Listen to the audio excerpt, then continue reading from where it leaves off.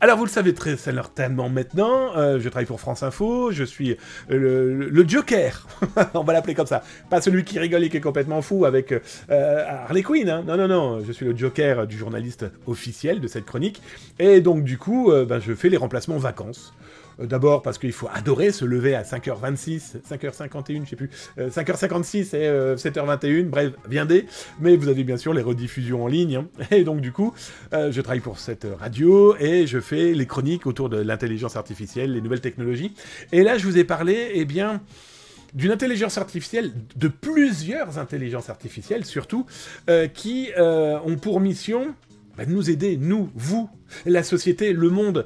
Un exemple très concret, et je pense que vous avez suivi les actualités, d'ailleurs je vous mets l'URL de l'article que j'ai écrit, plus la chronique radio que j'ai faite, où eh bien, on est revenu sur ce terrible drame en Espagne, on est bien d'accord. Alors, des inondations et des choses complètement folles, il y en a eu partout dans le monde, à un niveau complètement dingue. Entre autres cette année, mais là vraiment cette année, ça a été fou. On a regardé en Espagne, terrible drame, avec quand même quasiment une centaine de morts.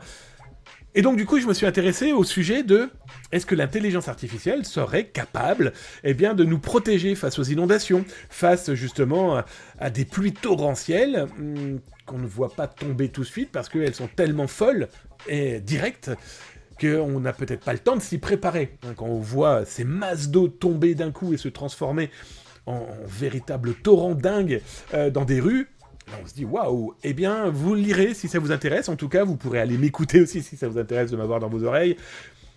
Eh bien oui, il existe plusieurs intelligences artificielles qui permettent d'alerter face à des pluies torrentielles, d'alerter en cas d'inondation, d'alerter en cas, par exemple, de mousson furibarde. Excusez-moi. Alors, pourquoi je vous parle de mousson ? Eh bien, il faut savoir que depuis 2018-2020, Google alerte dans 80 pays des montées d'eau, ou en tout cas la flotte qui dévale les rivières des montagnes de manière complètement folle et donc très dangereuse. Mais il n'y a pas que. La NASA, par exemple, propose exactement le même type d'outil. Météo France, en France, avec Vigicru, où vous avez des cartes en temps réel qui vous permettent de voir là où potentiellement l'eau pourrait monter, et donc vous, moi, nous retrouver les pieds dans l'eau. Dans le meilleur des cas, petite information, d'ailleurs vous le lirez dans l'article, hein, je l'ai écrit même d'ailleurs d'entrée de jeu, hein, la Banque mondiale annonce quand même 1,47 milliard de personnes dans le monde qui sont exposées aux inondations, je ne sais pas si vous imaginez, et quasiment 20% plus de 20% de cette population, eh bien elle risque quoi ? Elle risque véritablement de tomber dans des effets dévastateurs comme on l'a vu en Espagne. Donc voilà, vous allez découvrir plusieurs intelligences artificielles. J'ai mis les liens, j'ai mis les URL. Bon, il y en a une qui m'a marqué aussi parce qu'elle est en France.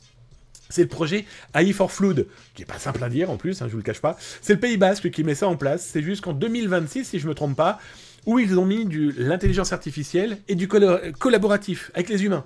Ce que les humains voient, plus l'intelligence artificielle, devrait normalement permettre de se protéger, nous protéger, et puis voilà, protéger les plus fragiles, ceux qui ne s'attendent pas à voir clairement le ciel leur tomber sur la tête.